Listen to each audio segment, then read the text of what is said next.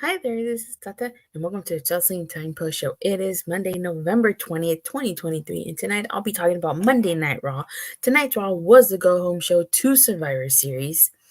There's quite a few things that went down, so let's get into it. So, as we learned last week, Drew McIntyre joined Judgment Day, and he will be their 5th member. And tonight we learned who the 5th member of Team Cody Rhodes is going to be. So, at the very end of the night, it was after the WarGames Advantage match. It was Jey Uso versus Drew McIntyre. I'll get more into that right now. You know, of course, Judgment Day came out and attacked Jey Uso, but then Team Cody Rhodes came out with steel chairs. They came out swinging, and Cody finally revealed the 5th member of his team, which ended up being the Viper, Randy Orton. Now, he's been out of action for a year. And the interesting part of this was that if you looked that the camera was zoomed in on Jey Uso, and he went from happy to like concerned and worried. If you guys remember, the Usos defeated RK Bro to unify the tag titles, and then afterwards the Bloodline took out Randy Orton.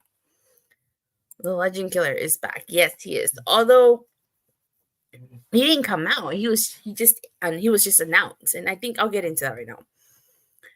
So it's going to be an interesting dynamic here because you have Jey Uso, who was responsible for Randy Orton being taken out, and got Randy Orton on his team. Now, I think the babyfaces are going to win here. I don't think they're going to make Randy Orton lose his first match back. But I do think that Jey Uso is definitely going to take an RKO. Maybe after the match, but I don't think Randy Orton's going to let that slide one bit. So I think that's going to make for an interesting dynamic. Now, they had to announce Randy Orton here because where is Survivor Series being held at? Being held at in Chicago. If they don't announce, it's not Jay Carter, it was Becky Lynch. They announced on SmackDown. If they did not announce Randy Orton tonight, everybody probably would have thought it was going to be CM Punk, and they were in Chicago. WWE did not want to risk, that crowd hijacking the show with the CM Punk chant. So they had to, shut that down immediately and say it was Randy Orton. Granted, Randy Orton didn't come out. I'm sure they're saving that for Survivor Series. So I can't wait. And honestly, this was not a bad go-home show. I actually really kind of enjoy this go-home show for the first time ever, because usually WWE's go-home shows suck. But let's recap from the beginning now. So Raw kicked off with a Drew McIntyre promo, and honestly, this was such a fantastic promo. He got straight to the point in this promo. Like, he didn't sugarcoat anything. And the funny... I don't know if this will happen. I would like to see a Reform Legacy, Randy Orton, Jey Uso, and Cody Rhodes. Maybe, but as what? As baby faces? Because I don't think Cody Rhodes is going to turn heel anytime soon. And the funny part is, like, the crowd was booing him, and he alludes to the fact how people always boo Dirty Dom. He says that unlike Dominic, he earned the right to talk, and he will talk, and we will listen. Now, this was such a really, really great promo. I love the fact that Drew McIntyre says that he doesn't remember getting an apology from Jey Uso or anybody else that was screwed over by his family. And he talks about how, like, the Bloodline cost him the biggest match of his career in front of his family at Clash at the Castle. Like, Drew said that he sacrificed a lot. He's been away for 16 years and he's missed a lot of time away from his family for this. And he was angry at the fact that the Bloodline stole that moment from him. And you could just feel the passion radiating out of Drew McIntyre from here. he says that if people turned on him, they were never a fan in the first place, and he doesn't give a damn what they think. I was like, dang. Drew makes it a point, and he makes it very clear that he did not join the Judgment Day. He's just joining them on their team because Rhea gave him something that nobody else did, and that's Jey Uso in a cage. So he's not a part of Judgment Team. He's just part of their Survivor Series WarGames team. As the babyface faction, I hope that can happen. Maybe, we'll see. So as you guys know, opening segment sets up the main event. Before Brock can break out, Adam Pearce kind of stops the Brawl and says that whoever throws the first punch will cost their team the advantage, and he makes each team pick someone for the advantage match. And as we learn later on in the night, it's going to be Drew McIntyre versus Jey Uso. I think that may be the way for Cody Rhodes to get to Roman. Okay. Now, one interesting thing here is if you paid attention, if you were noticing, Damian Priest was not wearing Judgment Day colors. I thought that was very interesting here because he was wearing like his old attire, his old, colors that he used to wear. He wore red, while every other member of Judgment Day wore purple. I think that was very telling.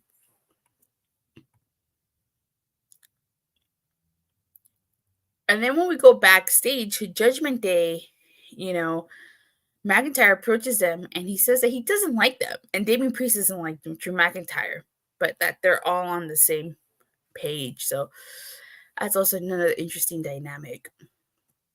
We get Raquel Rodriguez versus Nia Jax. And I have to say, I was not a huge fan of this. I didn't really care for this match. And it's nothing against Raquel. It's nothing against Nia Jax. WWE just hasn't made me really care about this match. But if you must know, Nia Jax won. We get a WarGames women's video package, which I thought you really like when we get these video packages.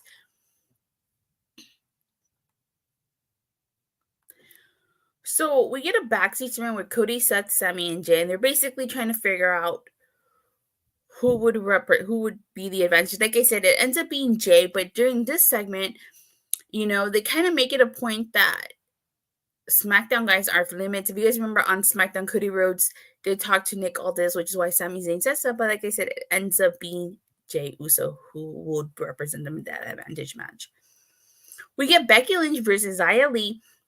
I have to say, I actually really liked this match. Like, Xia Li held her own against Becky. And I thought she did a fantastic job. And it seems like, that they're building her up, which is good. But I disagree with the finish here. Becky Lynch was victorious. And the reason why I disagree was because Xia Li has an NXT women's title match tomorrow. Why have her lose if she's going to lose tomorrow? I'd be shocked if she actually wins that title, but if she lost here, she's going to lose tomorrow. You should have given her some momentum. Have her beat Becky, but Becky Lynch ended up winning. I didn't agree with that finish. So, but I thought it was a good match. Xia Li handled her own against Becky, so really happy about that. But like I said, I still think Xia Li should have won here. Now, Damage Control showed up, and a brawl broke out between all the women in the WarGames match. This was okay, but I feel like you already kind of did this with the men. You should have maybe saved this for SmackDown, because what are you going to do on SmackDown now with the women? Remember, this is a go-home show, so.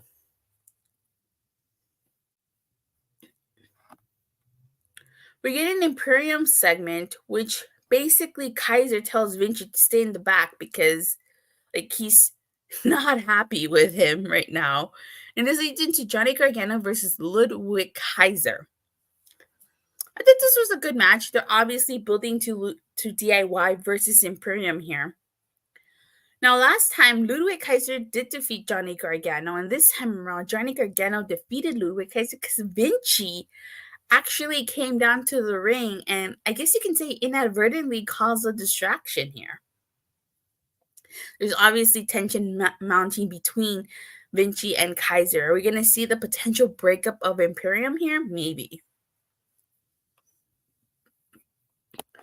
We get a Zoey Stark and Rhea Ripley segment, and like Rhea Ripley is not happy that she walks into her locker room and she sees Zoey Stark and Shayna Baszler. Now there's this moment between just Shayna Baszler and Rhea Ripley because remember they have history.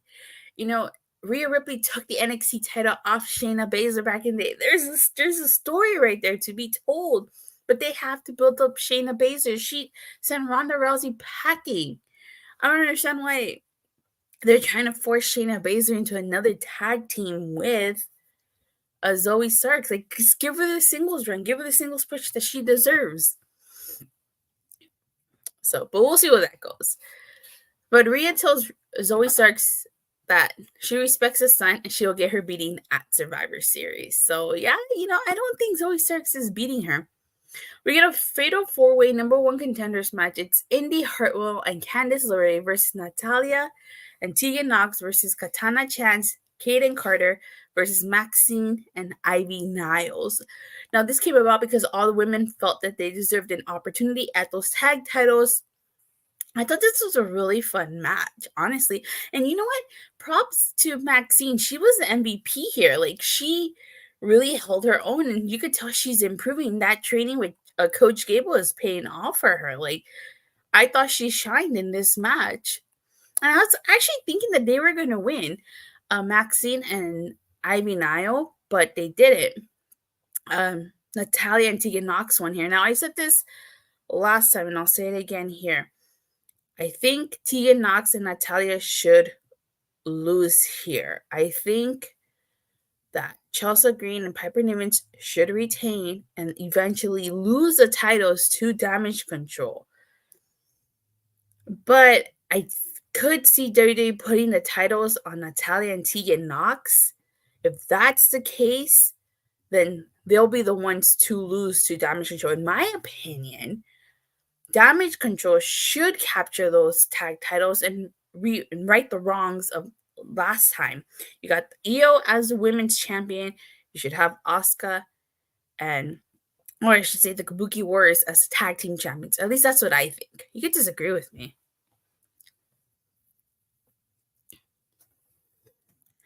So we go backstage and Gunther says he's disappointed in Kaiser and questions if he put the right person in charge.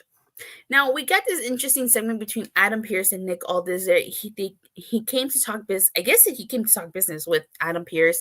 And then we find out that next week we get a tag team turmoil to determine who becomes number one contenders for those tag titles. Now, I've said this before and I'll keep saying it. Maybe the reason why Nick Aldis was there was to finally split up the tag titles. When Asuka was champion, she got a new belt. Rhea Ripley got a new belt. Roman Reigns got a new belt. Hell, Seth frickin' Rollins got a new belt. Why the hell haven't we got a new tag titles here? I wouldn't want Gunther mad at me. I wouldn't want him mad at me. The women's tag titles are nothing. Would love for Asuka and Kairi to say them, like you said, right? So then we need to finally split the tag titles. They still have the same red and blue scheme like they did. SmackDown should get the WWE tag titles, and Raw should get the World Tag titles, just like in the Ruthless Aggression era here. So maybe that's what this is for. Maybe we're going to finally get a split of tag teams. The Street Profits are challenging this Friday for those tag titles. The winner here will eventually challenge for those tag titles. It's time to split them up here. At least I think so. If we do not split those tag titles up, then I don't know where we go, but we got to split them up. It's time. It truly is time. So many tag teams could get opportunities like DIY, Imperium, the New Day again, the Creed brothers. Even though Chad Gable and Otis have been tag team champions, give them the titles. The Viking Raiders when Eric gets back. So Miz and Gunther come face to face, and the Gunther calls Miz an entertainer, and the Miz says that he is an entertainer and he's proud of it. He name drops people like Macho Man, Rick Rude, Mr. Perfect, HBK, Bret Michaels. Bret Hart. Sorry, oh my God. Bret Michaels is the singer Bret Hart. Oh my god, I cannot believe I just said that. I called Bret Hart Bret Michaels. Oh my god. I don't know what I was thinking. I haven't even watched Rock of Love. I don't even know why I said Bret Michaels. Oh my god. What do you mean? I meant Bret Hart, okay? Okay. The Miz mentioned that they are not one-note robots like Gunther. And that we won't know who Gunther is until he hits rock bottom. I can't stop laughing at my own mistake. Oh my god. One of the things that I like is that Gunther was like he's shoving Miz and like he's trying to egg him on. The Miz freaking went low and gave Gunther a low blow and then hit the skull crushing finale. I don't think Miz is beating Gunther here, but hey, it's probably gonna be a good match.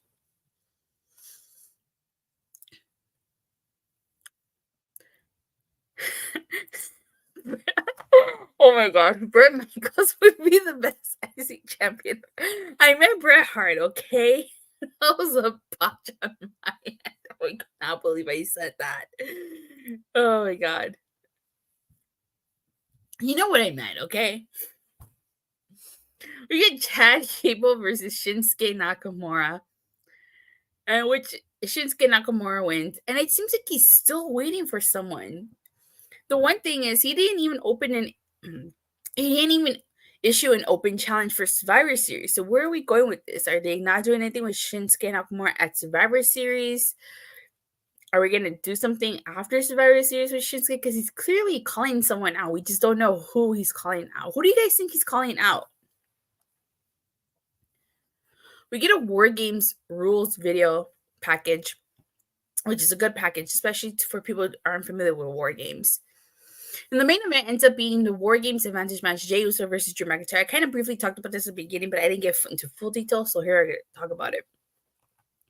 So I thought this was a good match, and it's interesting that it was them because like Drew McIntyre's been wanting to get his hands on Jey Uso for a while now. And I didn't think this was a bad match. Drew McIntyre won after he hit the future shock to Jey Uso. No surprise there. I knew the Judgment Day would get the advantage here. But what happened afterwards, I talked about at the beginning, so I'm just going to stop there.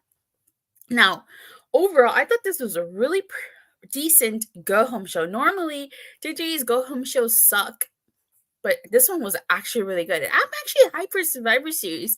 There were a couple of things I didn't like here, like Raquel Rodriguez versus Nia Jax. I wasn't a huge fan of that. I disagree with Becky Lynch going over. But aside from those minor things, I actually pretty enjoyed tonight's show. Now, I was really surprised that we got 3 different women's matches here. That rarely ever happened on Monday Night Raw.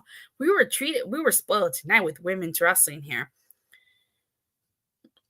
I did like Becky Lynch and Xia Li in the Fatal 4-Way number 1 contenders match over Raquel Rodriguez and Nia Jax.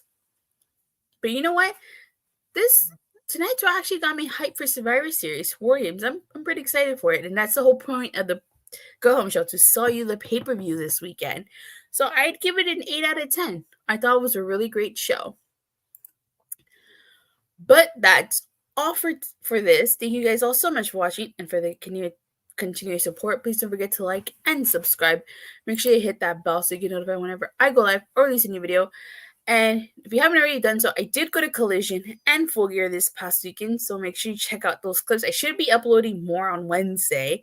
And then also, this past weekend was also the 1-year anniversary of the passing of JDF. If you don't know who JDF is, he played Tommy Oliver, legendary Power Ranger. I did do a special tribute episode to JDF where I talked about my favorite Tommy-centric episodes. So if you like Power Rangers, make sure you check that out.